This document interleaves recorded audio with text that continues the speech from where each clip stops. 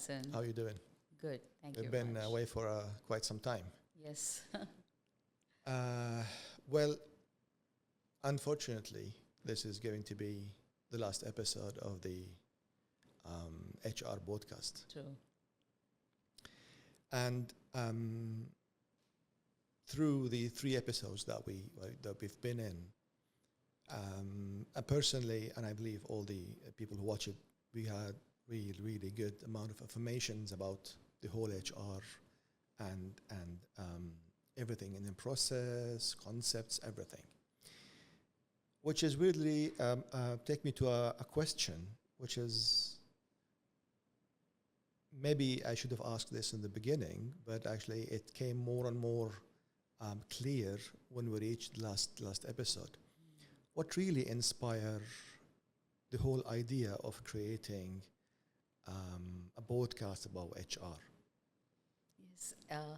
First of all, I can't believe this is like our last episode, because whenever I'm sitting in front of you and having this engaging talk, I feel that, there is the wealth of informations and experience. One can sit and talk for hours and hours. But then we decided that, we will work in this manner so that we give in limited time a good information. Okay, coming back to the question about what inspires, I have always seen that, healthcare is always known for the innovations, the medical expertise of people, the frontline professionals, frontline workers. It's always celebrated with their names, But there are the silent heroes. There are silent heroes at the back, and HR is one of them. I wanted to bring in those kind of unseen experiences, talks, or informations about this function, what we do in HR. That was my point of doing this HR podcast series, so that people know that HR in healthcare is very different from other HR.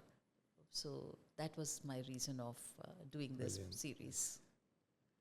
Okay, then based on this explanation from your side, what is the sort of through this 3 episodes that we passed, what you can give us like a basic insights from what's been discussed before? Yeah, sure, definitely. See, basically, this series gave me an opportunity to speak about my own experience, my journey in HR, how I started. It was never a straight line role, that, okay, I graduated and I wanted to become a HR. It never happened like that. If you remember, I started my journey as a legal professional, yes, exactly. and then moved into HR. And why I moved into HR. So in our previous series, I was able to share all those my experiences. Other than that, we spoke about the challenges what we face in healthcare, in terms of getting the best talents for your organization. So the talents are highly skilled talents, and it is not that that you have a limited workforce, but the demand is high. So we spoke about that in our second series, which was more concentrated on talent acquisition, retention, and other things. And we spoke about the type of contracts which gives you more flexibility to work. That was a very interesting topic. Yeah, that was an interesting topic. You really learned a lot through my discussion over that. Yeah. Then we spoke about the licensing, Yes, how exactly. important is licensing, Yep. that people come to Dubai or UAE thinking that we can get a job here, because we are a doctor. In fact, yesterday I was exchanging some messages with a doctor who has come from Hong Kong, and a highly experienced doctor. He's anesthetist, and he has sent his logbook and other things, but he doesn't have a license. He's not aware that there is a license. So he has already arrived with an experience, and the supportings which shows that he will be a good fit for any other healthcare hospital. So as of now, we don't have any vacancy. So I did guide him over there. So there are lots of people over there who are not aware of how it works, to get an entry into UAE. So our episode spoke about that. the last episode was my journey, how I covered my journey from my HR executive level to the CHRO, because people always think that, what is CHRO? It's like a very top-notch position, but that top-notch position is not just about people management. People often think that it's about people manager. No, it's not about people manager. It's about strategic HR. And what is strategic HR in healthcare is very different, what we spoke in that episode, that strategic HR is all about not just people and process. It's about being empathetic, being using your emotional intelligence to work at your workspace, and managing those kind of untoward incidents which happens in a healthcare facility. You have to keep yourself calm and composed to manage those. So those are the things which we spoke in the last episode, my journey from my executive level to CHRO, and what exactly you need to do to become a CHRO. So that was very interesting episode to talk about. Yes, indeed. And yeah, finally we are in the final episode, and I guess you have certain kind of questions which you are looking forward. I'm looking forward to hear those questions and answer them. Actually, I'll pick up one of your words that you mentioned now, and actually, I was actually saving this kind of question for the last. Oh, really? You mentioned intelligence, and this is the word that I'm going to start from. AI. Yeah. Now it's become a necessity. It's become everywhere. It's become like something we cannot escape from. Let's be, honest and be. Everyone's saying like, no, we're not using AI. So sorry, that's not true. So everybody is now using AI. But is it really have that impact, or what is the impact, you think, on an HR and the HR in healthcare and in whatever it is setting now? Sure. See, way back in 1980s, when the computers came, people were really worried about that will become obsolete, and there were roles which became obsolete also. But then the digital entry made a space for new skills, new requirements, So the computers actually helped people to work more efficiently. Same way, artificial intelligence is here to stay, and it is definitely here for our benefit. It is going to help us in our day-to-day work. It is going to make our work more efficient. There will be certain roles which will become obsolete, but there will be also some emerging skills and roles which will come with this. Yeah, like So- most new technology, it Yeah. eliminates some positions and True. create a different type of True. position true, also. True. In healthcare, the artificial intelligence is already there. If I talk about other than HR, we are already there in robotic surgeries we are doing. We Yeah, a have lot of so many research now, yeah, diagnosing, yeah, a lot of diagnoses things. are happening on the AI platforms. There are lots of things which has already entered the healthcare space. Now, when it comes to HR, we have plenty of areas where we are exploring the artificial intelligence. One is definitely the amount of CVs which we get, in healthcare. You know about it, people apply for different kind of roles. So the current practice or age-old practice has been with many of us, has been, going through each and every CV, responding to them, screening those CVs. So the screening element of CV can be very well done by the AI. So if you give the right prompts, that helps for the AI to filtering work and- on it and get you. So there is an algorithm which works behind it, and it helps, to find the right CV out. So that's about the screening part, And then when we talk about this AI working for us and the predictive analysis, a lot of people are talking about predictive analysis these days, because when I attend the conferences, they talk about this. I want to learn from them as well what they really talk about the predictive analysis. How do they use that? But in healthcare space, we can use the predictive analysis a lot of ways, what I could foresee. Although we have yet not entered into it, probably in the near future we will be taking a full set of AI modules for us to understand how this predictive analysis is going to help. So first, most important thing is that, that, the healthcare works on duty rota, rotational work is there. You have to ensure the healthcare workers are available 24/7. So when you're doing this kind of duty rota kind of thing. So if you have a AI, you can actually understand where the workforce is required. So for instance, you have, like we have 500 plus staff nurses, although they are specialized in different areas, but there are a pool of nurses who can be utilized many places. So through this predictive analysis, you can understand where the requirement is, where the burnout is happening. You can actually manage those workforce much better manner. So predictive analysis works help in doing the workforce management. That's one. Secondly, the predictive analysis can help us on the attrition part, because healthcare also faces huge attrition. As I mentioned to you, that there is a demand and supply. The supply is less, the demand is more, because more and more hospitals are coming up. Exactly. Especially in Dubai, we already have about 55 hospitals, It became a health hub, world yeah, health it hub. is becoming a hub. It's a strategic location. People know about it, that it has a very strong regulatory With all bodies on board. facilities they are So giving. people come here for their treatment. So obviously the predictive analysis helps us to see where the turnover is happening, why the turnover is happening, what we need to do about it. So predictive analysis can be utilized in these kind of ways, optimized utilization of manpower resources, and addressing this attrition part. And also you can look at your own other data, which helps you to understand the pulse of the people, that is the employee engagements. We do employee engagements yearly once, but this analysis is very yes or no, but the predictive analysis can help us do a deep dive into the data and work on that. So AI helps us in that manner, what I mentioned. Another very interesting thing, in our hospital, I keep seeing that people like to come to HR and reach out to our help desk and ask their basic questions that can relate to their leave, that can relate to any probability of different types of things which they want to do, short working hours or their attendance or many other things they ask.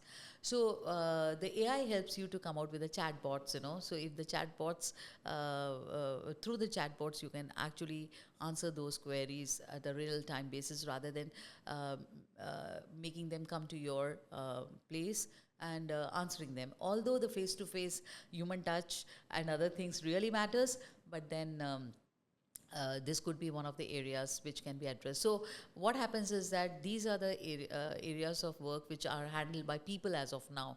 So if we have these kind of digital platforms, then definitely those roles become obsolete. But then when those roles become obsolete, you can actually transfer those resources for something more meaningful, to bring up the more efficiency. So after all this, what you tell us about AI and the way you use or it can be used, the HR leaders or the HR manager or the HR in charge shouldn't be sort of caution or like a little bit worry about the AI and the way AI been used? True. See, it's all about usage of a technology, This is a new thing which has come and it's here to stay. So one has to spend time of learning it, how it can be used better. For example, when I spoke about the CV screening part, if we rely totally on the AI, giving the instructions and prompts very clearly that this is the kind of CV I'm looking for, For instance, I'm looking for an anesthetist. So this is the experience, this is the qualification, this is the region I'm looking for. It'll give me the CVs. But however, I may miss out some of the CVs which may not have mentioned anesthetist as an anesthetist. Maybe it would have mentioned as cardiology anesthetist, or it would have mentioned in a different way, where the anesthetist may have mentioned about his role in a different way without giving the anesthetist. But although this example may vary from position to position. Definitely. But, giving another example just to talk more about it, cardiology, if we mention with a prompt that I'm looking for a cardiologist, it'll give me the CVs with that kind of cardiologist. But I'm looking for interventional cardiology. So you have to mention those kind of things to see it. But however, having given even the prompts, there are chances of missing out some good CVs, which may not have been presented the way you're looking for. Okay, so I would suggest that use the AI to the extent of driving or extracting the information what you want, but also use your own intelligence of differentiating these kind of CVs. Okay, about the CV screening part. Second is that we use a good. This is part of our roles, HR role. The emotional intelligence part. AI doesn't have that kind of thing. So when I spoke about the Yet. chatbot, Yet. yeah, yet. So it is still not human, and it will not become a human for sure, because again, this is all machine driven. The human part cannot be totally eliminated. You definitely need, and healthcare is all about human touch. So you have to have the human factor into it. So the chatbot, the chatbot may ask your questions. Or for instance, somebody is asking about compassionate leave, and may not give you the exact word of compassionate leave. May say that so and so had passed away in my family. What kind of leave you have? It may not give you a compassionate leave. It may just give you an answer. Well, you're not eligible for leave because your system shows there is no leave balance. So that's being very direct with a person, So here, that's what I'm talking about. Empathize, being empathetic. Yeah, so when you reach out to HR, part, when you reach out to HR, the first response will be, "Oh, okay, somebody passed in your family. What happened? Okay." Exactly, having the so that compassionate discussion happens on the floor, and then we give you an answer also. Yes, we do have a compassionate that's the human leave. touch. Yeah. Yes. Yeah. So that's what these are the things what one has to be aware of, and most important, HR is all about data privacy. We really guard our data. Ensuring that this data should not be leaked to anywhere. So AI, when you're giving the data, it is actually taking all your informations about your organization. So that information is getting stored in different places, and I don't know how the algorithm works and what kind of information will come out. So in a way, you have shared your information. So if you share informations without any name, without any details, then probably that can help you. Generic questions can be asked with the AI, but if you're getting more into AI and giving informations, then make sure that you have a strong data protection system.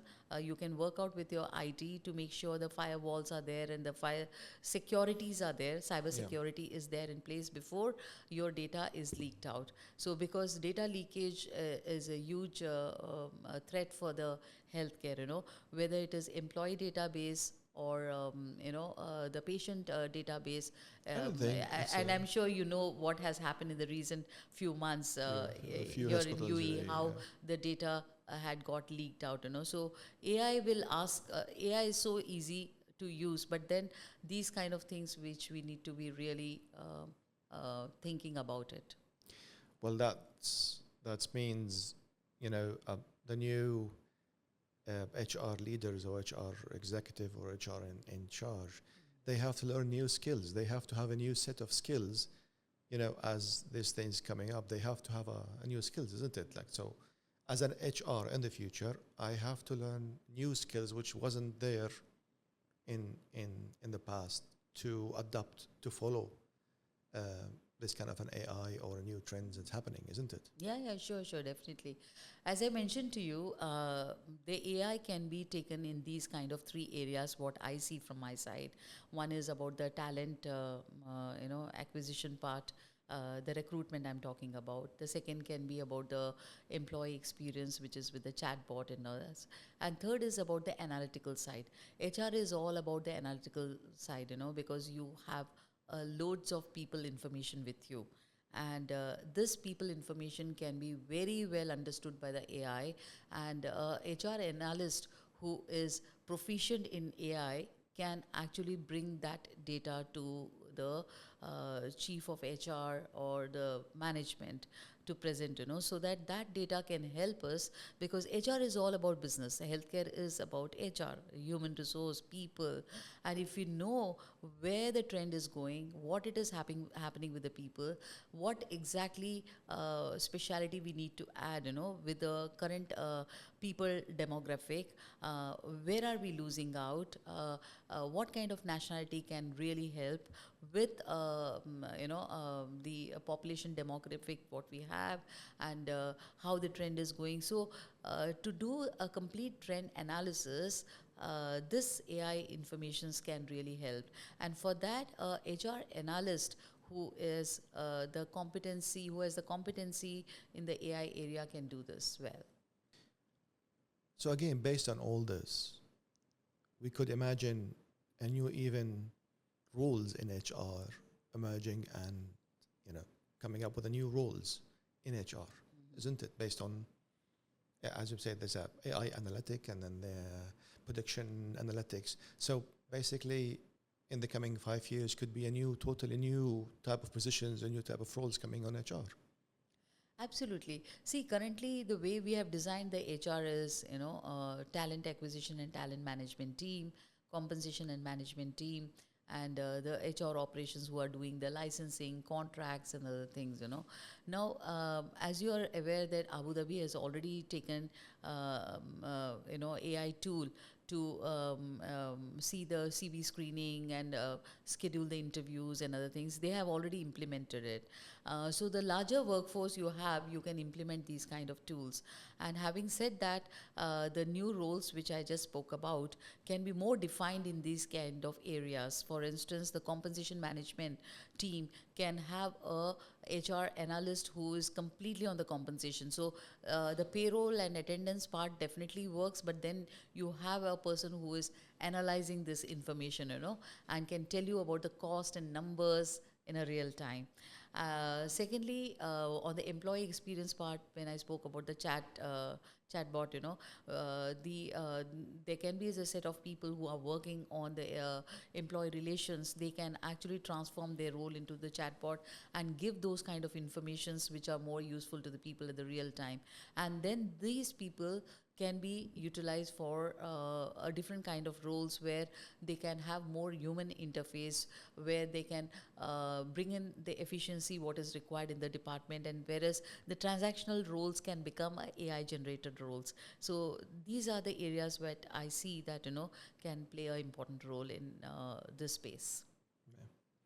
Well, a lot of things you mentioned about AI, but still I believe there will be something consistent in HR, even though we keep automating, we keep implementing AI and new technology, but there will be always something consistent in HR, what it can be. Definitely. As I mentioned to you in the beginning of the series, emotional intelligence, that plays a very, very important role. When you're actually communicating a certain decision to a person, to an employee, the emotional intelligence plays a very important role. So you're not working like a robot. So, and plus different kind of situations in the healthcare demands the HR to have this part very strongly in, and we develop people in that area, the emotional intelligence. We give training programs also. We share case studies, so making people understand how to handle different situations. Second is the ethics part. The ethics is very, very strong. One has to, whether it is work ethics or medical ethics or professional ethics, everything is linked to the HR. So you cannot really take out this part of ethics part from the normal way of working. So, and of course the empathy, because in healthcare, the kind of people whom we are hiring, who are working, they are in a very high stressful job, high risky, high stressful job. They are the lifesavers. So when we are bringing these lifesavers, there is a huge amount of responsibility on HR as well, to bring the right people to the hospital to work for us, you know. So this is very important, that we need to be very empathetic in situations which it demands you to be like that. Definitely. So as we are in the last episode, okay, can you share with us a moment or some incidents that really things it's special through your HR and history in the healthcare? There are several incidences which I passed through being in healthcare, at least in UAE for the last 15 years. And I see that, you know, people are complex. They are not very simple for somebody to understand. And you have to really spend time to know them well. And this arises several situations which becomes a memory later, you know. That takes us back to the first episode. Remember when we explained that HR being HR is understanding people and know people. Yeah. So one of them, which is more business related, I'll talk about this incident which happened about year and a half back. I came across a doctor who was highly skilled and highly specialized in the surgical field, you know, and he was already very well established and working for a different hospital. But as he got to know about our hospital culture and place, and we give importance to the technology and people, profession, elevation happens because of that. So he was very keen to join us. You know, having spent good 20 years with other hospitals, he wanted that, you know, whatever years I have, I should be able to become a part of Al Zahra. So he met me, and we discussed at length about his role, what he has. He was not a normal surgeon. He had something very unique to offer, you know, and that was the most interesting piece about it. So as a HR, when we meet up doctors or any other professionals, you know, we spend time to understand them. So we just don't take the CV and keep it with us. We understand what is that they have, which we may see in the future to come, or we may require it here. So after hearing his background, I had connected him with my medical director and the surgical head to know him well. And when they went through his logbook and other things, they were very, very impressed. And I'm really happy to share that today he's become a part of Al Zahra Hospital. Yeah, really. And he's really doing very, very interesting cases, which is bringing Al Zahra's name on the top, you know. And I'm glad that I was a part of that recruitment, identifying the right resource for the hospital. Like that, as HR, we come across many, many kind of incidences where we meet people, you know, and they think that, you know, oh, HR, we are here only to give the CV. No, we are here to listen to you. We are here to know about your background and see where we can fit you in the future or for the current needs. So this incident really made me happy, because I was the one who brought that lead to the hospital, and when he's doing well, I'm feeling good about it. Yeah. And the doctors' success stories really help us, because we also know that the amount of time we spend on bringing them on board, you know, because you know that, you know, a recruitment doesn't happen in a day. It takes 3 to 6 months time to get converted for a position, any position, clinical positions I'm talking about. So as a HR, we are very happy to hear that when we hear the success stories of these people who are prospering well in the organization, growing well in the organization. So, yeah. Awesome. And lastly, any words, any thoughts you can share with us as the last thing to be the closure of the series? Sure, definitely. Well, my journey has never been a straight line, as I mentioned to you, you know. From a legal profession to HR, I moved in. From doing a HR administrative role, a policy, HR administrative role, transactional roles, to do everything and then become a CHRO today. The journey has been long, but it has been also very enriching. I would like to share this, that, you know, stay cautious, stay curious, and stay relevant. This is very, very important for us. When I say cautious, it's like, you know, choose the right people with whom you want to work with, because the choice, you can make the choice, not that, people make the choice for you. So choose the people who can actually mentor you and guide you.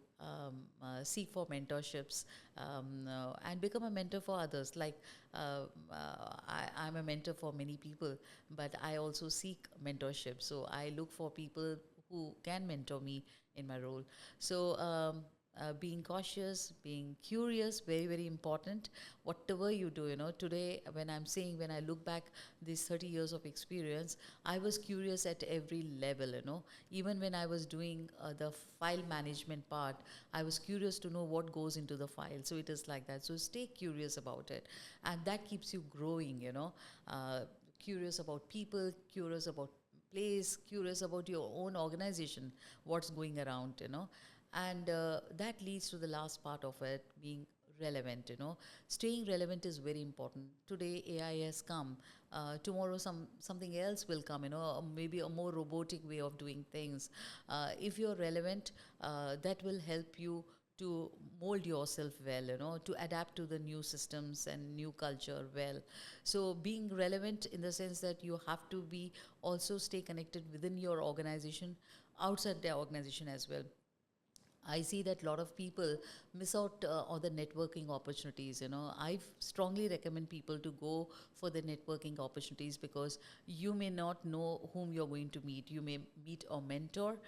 You may become a mentor for someone else, because becoming a mentor is also very enriching. Exactly. Because you're unlearning things, you're trying to guide somebody. So that's also interesting. And these networking forums helps because they are actually sharing some of the best practices in these forums. There are speakers who come in. So the networking forums happens online, virtual conferences happen, and even in person happens. So I strongly recommend all HR professionals to be staying relevant, attend these kind of programs, whichever suits your needs, but stay relevant in today's world. Ms. Vijaya Zig, sorry, cut. Ms. Vijaya Zig, the head of HR in Al-Zahra Hospital. Again and again, thank you so much for the time you spent with us. I'm on the personal level, I've been really getting a lot of informations and education.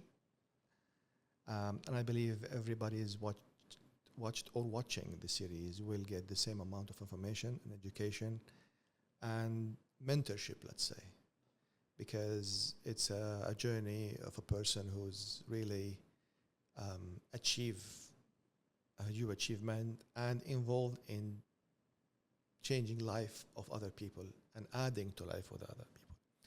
Again, ma'am, thank you so much for your time. Thank you for this amazing episodes, and wish to have maybe another type of series later on.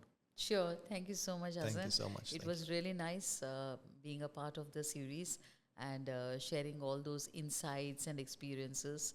And I still feel there is a lot we can really talk about. Definitely, this conversation will keep going on. I would like to say this to all my viewers or people who are interested to know more about us. LinkedIn is a big platform. We are there already. I'm available on the LinkedIn. Whoever wants to reach out to me can always. And we are also there on the Instagram. Yeah. So stay tuned and stay relevant.